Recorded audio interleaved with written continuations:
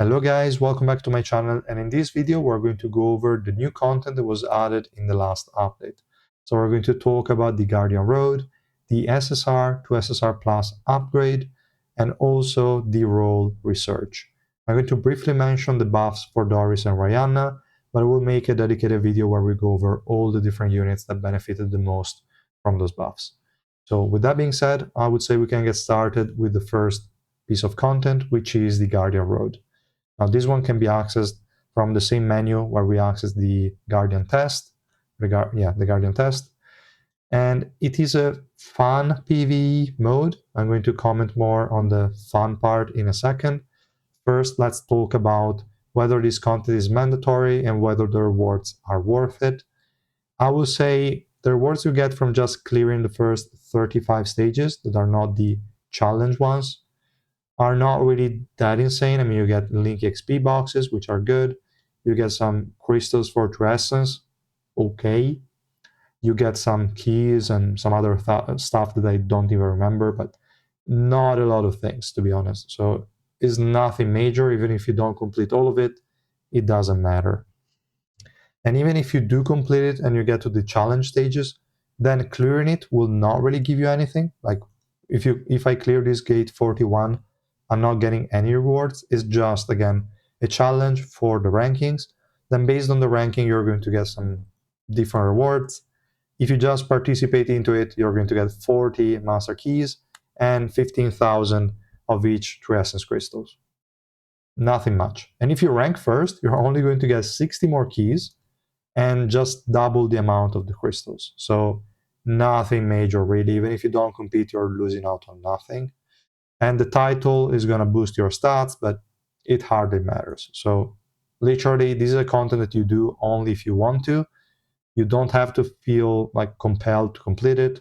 It doesn't matter. Like literally, it's okay. It's just, let's say, a fun way to pass your time, but nothing really major. Now, I like the concept that they introduced so that you basically can have one team that can beat all the enemy compositions, but also, especially in this gate 41, there is a bit more strategy involved, because in the challenge gates that are 36 and above, you're going to have your links fixed at a certain level, and the enemies will obviously have higher links that are going to increase with every single fight, actually. And in this kind of scenario, you will have to do different things. Like in all the previous ones, I just had to overly stack one single team, and it was easy. Then when they started removing blue, it was a bit more annoying because I could not deploy, obviously, a Nurek team. So that was kind of annoying. In this one specifically, they started to deploy family heads in the enemy teams, which are crazy. So you have to counter the first team with your first one. Then my first team is going to die against the second one. And in theory, I should make the second team to counter it, but I still couldn't really put it together to counter this insane unit here. And then from the third onwards, you have your third team that is going to take care of it. Probably if you can clear number 2 with a team, you can also clear number 3, because this one is really OP. This team is insane. This one, whatever, looks kind of weak. This one is also crazy annoying. 10 cats, Sharon, Augustus, Bam, and Evan is quite annoying. So, and we have another work. Okay, like this, I will never clear. And I think at the moment, nobody cleared it. Yeah, the top one is still 40 gates. And the points is just how quickly you clear it, more or less. So, yeah, I mean, it is fun. It is nothing major. Even if you don't compete, you're not losing out on rewards. I like the concept. What I don't like is that we have debuffs, which is fine, but together with also a restriction on the elements, maybe is a bit too much, you know? Like, not being able to use all the elements is quite annoying. But it is their way to increase the difficulty. They also added family heads this time around, so yeah, kind of tricky. Let me know your thoughts on this mode. Again, is really just for fun. It shouldn't be taken as, oh, I have to complete it. How do I do it? Which team should I run? It really depends on what you have, guys. Just stack everything on the first team, and you're going to clear most stuff. So fairly easy, I think, especially for my links, and also the challenge gates up to this one that we just saw. That is insane. Everything else was fairly easy. It's okay. It's fun. It's a bit of a different content, but nothing major again. So that's enough for the Guardian Road. We can now talk about the system to upgrade SSR units to SSR Plus. I already made a video talking about which units I think you guys should prioritize, or which ones actually would benefit from it. At the current moment, I think we can get like 2 units to SSR Plus because we have 120 of those scrolls. Yeah, also the scrolls are obtained from the Guardian Road, at least a portion of it. And I mean, the thing about this system is that it feels a bit of a scam. Like if you're not a spender, this system is entirely worthless to you. I saw a lot of people asking which unit they should upgrade first, etc., etc. It doesn't matter. It literally has zero relevance, because if you don't have the Orange Revolution mats to invest, it is literally irrelevant. And if you do have the Revolution mats, like, you should invest them in SSR Plus units because they're going to count towards your archive progression. They're going to give you evasion. The archive stats that you get from upgrading SSR subnodes is just plain stats, is not worth it. So you should try not to invest on SSR units as much as possible, and that's also the case when you upgrade them. So if you are a spender, you have more than enough Orange Revolution mats to build up all of your SSR Plus units, you have something to spare, then it is important which unit you upgrade. But if you're not in that situation, literally you can upgrade whoever you want. Upgrade units that you like, that you use. Don't worry too much about anything else, because you should not be upgrading their subnodes. So that's the only thing I wanted to make clear. Like, this is a system that is not really for free-to-play players. I mean, you can upgrade units, but they're not going to do anything.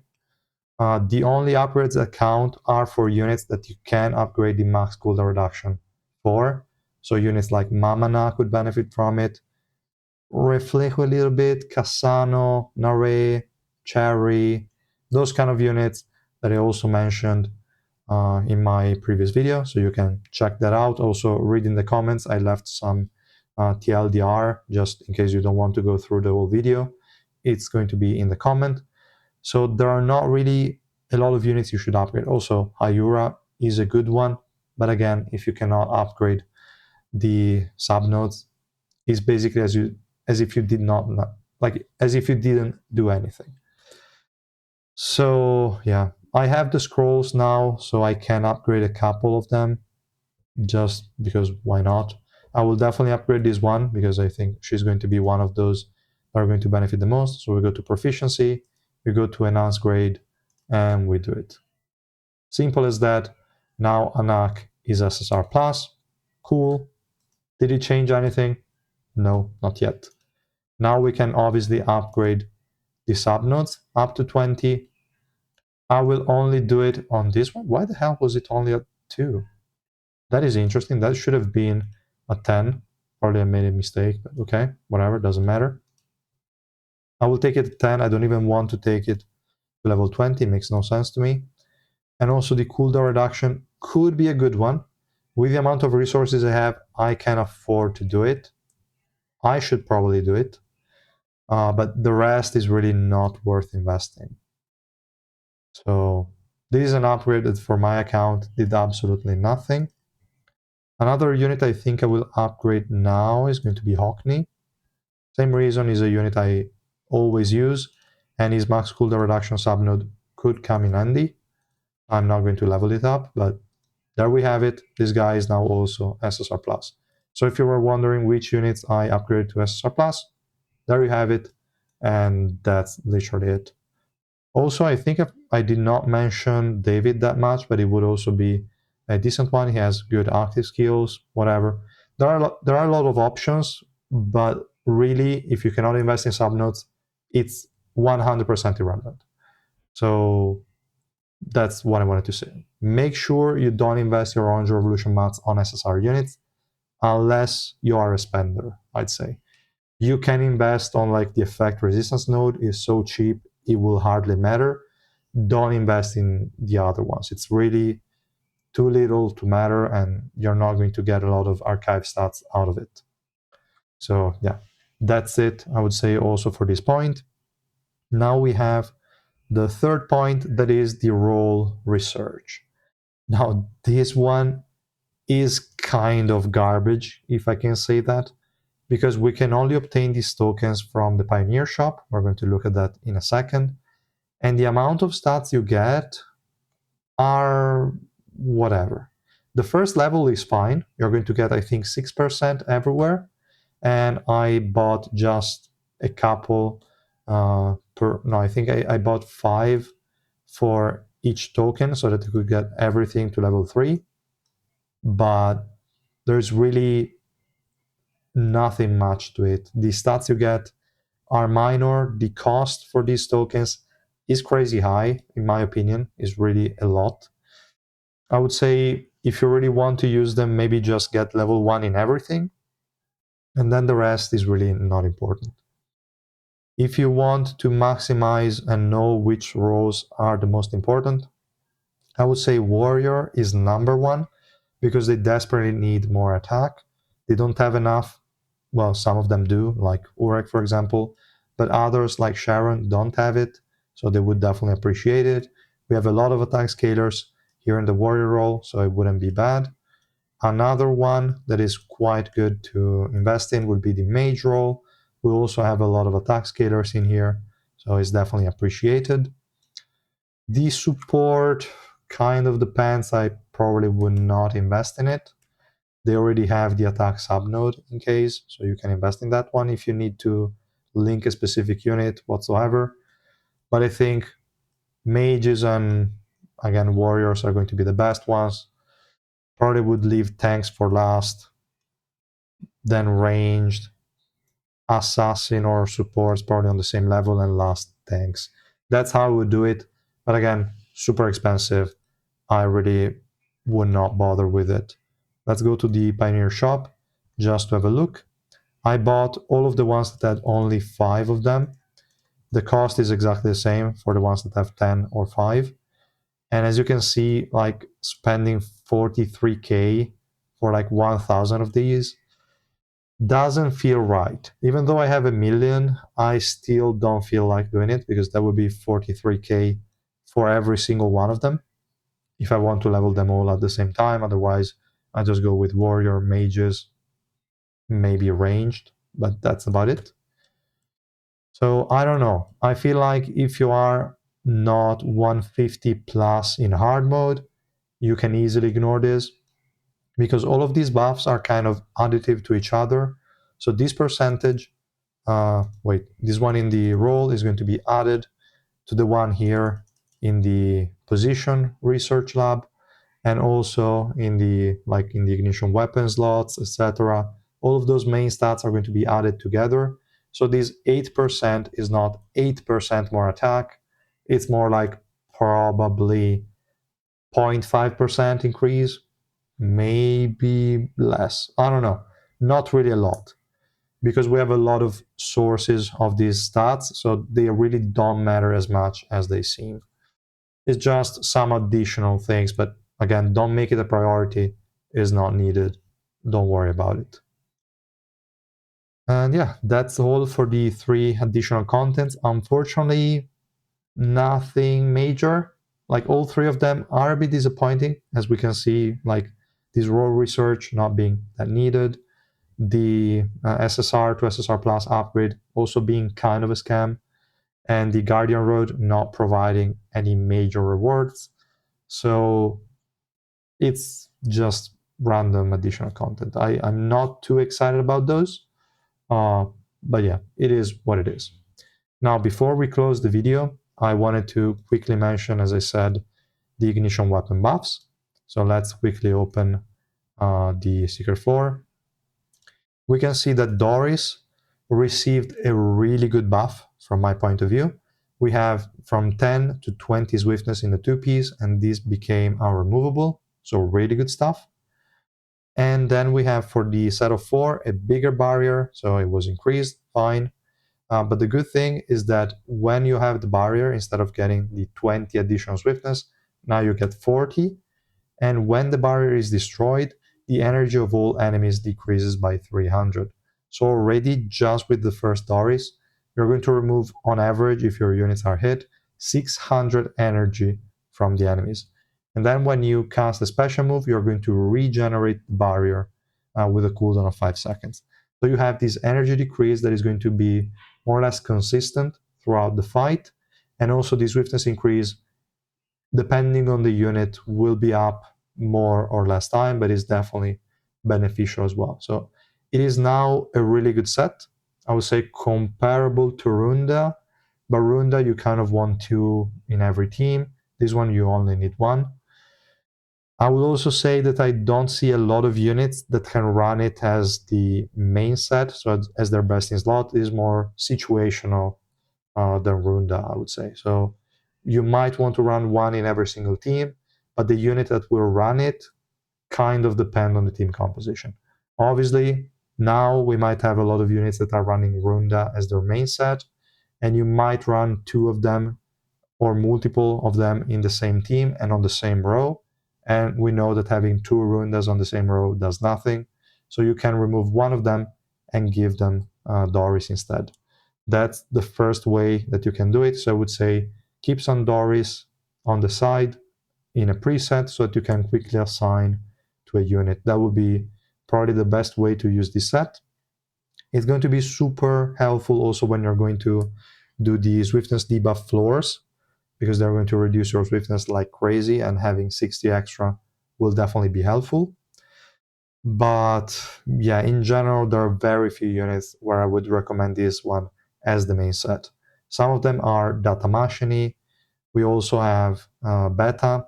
We have Revolution Bomb, that if you're not using as a DPS, I think Doris is now the best set.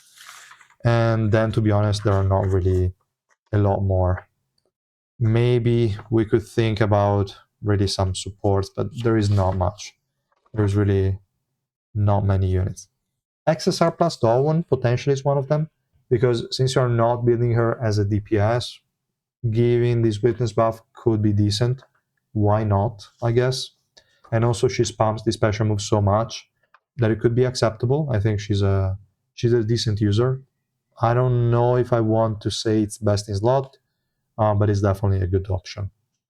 We also have Anna, potentially, because Anna, even if she dies, we don't care. And at the very least, she already provided a swiftness buff to teammates and also decreased the enemy energy thanks to the barriers being broken. So could be an option. Not the best one, obviously, because it would be hard to refresh unless you are in a team setup where you can keep Anna alive. But it is still an option. Obviously, you could go also on Yellowy with that set for the same reason. She's just there to provide the buff, then she can as well die. So giving the buff to her, like the Doris set to her, would be a good idea. And that's basically all that could come to mind. I will try some more. I prepared quite a few Doris sets just to keep on the side so that I can assign based on needs. I will try some more units, but at the moment, I would say those are the ones that are more likely to get it as best in slot. Everyone else would just run it occasionally. Like every unit that can run Runda can also run Doris, every single one of them. So it's just a matter of, do I need Runda or Doris more? And you give that set to the unit. So yeah, highly situational. I don't see it as being used as a main set. That's kind of what I wanted to say. But again, a more detailed video is going to follow. And for Raihanna, extremely disappointing buff from my point of view. The first one, like the 2-piece, is just unremovable, fine. For the 4-piece, the attack increase is the same. The silence duration was increased from 3 seconds to 5. Okay. And the other part, I don't know, really feels lacking, because you're going to get 5 seconds of status effect immunity every 10. So for 50% of the time, you're going to be immune to status effects. And then every 10 seconds, you're going to recover 300 energy. I don't know. I feel like this one is really, really the same. It's kind of bad, to be honest. The 300 energy every 10 seconds can work, but at the same time, why? Like usually the Raihanna unit is a unit where you're going to have some value at the beginning to provide the silence and to guarantee that you're going to land the hit on the enemy. And that's it. I would have preferred to see maybe an additional increase in the attack, and that maybe every 10 seconds this attack is refreshed, or like this buff is refreshed. That would have been a lot better. Like if 5 seconds silence and maybe 500% attack increase or 1000% attack increase every 10 seconds would have been a lot better, even though probably most of the time it would have been wasted on a basic attack. But you never know. At least you have a chance, you have some RNG component to it. Like this doesn't feel enough. To be honest, I think Raihanna will have the same ranking as before, the same use case as before. I'm sure some units will benefit. Probably like Beta could benefit, but I'd rather run Doris, I think.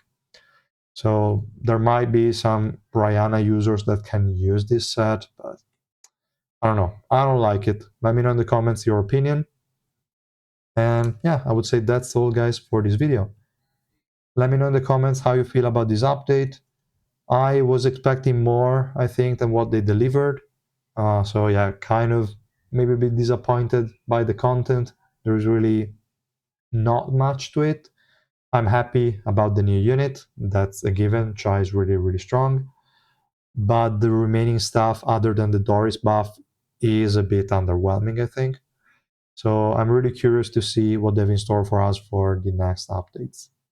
And yeah, thanks so much for watching. I will see you guys in the next video. Bye.